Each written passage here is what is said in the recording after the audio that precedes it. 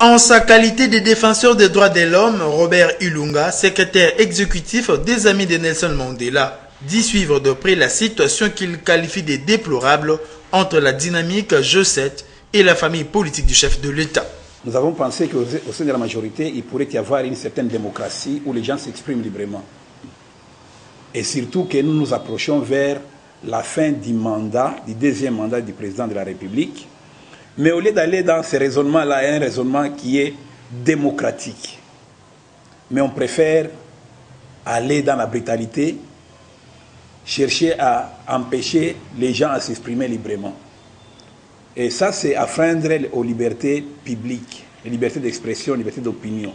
Nous, défenseurs des droits de l'homme, nous disons que nous sommes devenus tellement très vigilants, on ne laissera jamais que la dictature puisse revenir dans notre pays. Ces défenseurs des droits de l'homme reconnaissent tout de même les difficultés auxquelles est confronté parfois le pouvoir en place, s'agissant de l'application de la démocratie.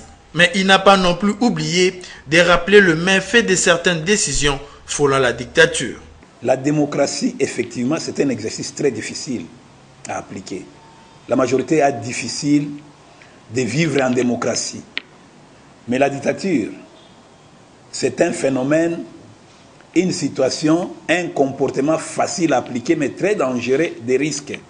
En dernier lieu, Robert Ilunga félicite et encourage les membres du G7 et demande à la famille politique du chef de l'État de mettre un peu de l'eau dans son vin. Le G7, d'abord, félicitations.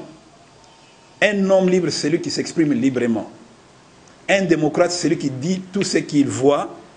D'anormal, il dit non, et tout ce qui est de normal, il dit oui. Et pour la majorité, nous leur disons que le peuple est comme une bombe atomique. Quand elle tombe, difficile à s'échapper. Les amis de Nelson Mandela disent tout haut leur détermination d'accompagner tout Congolais dans la jouissance de ses droits élémentaires, parmi lesquels la liberté d'expression.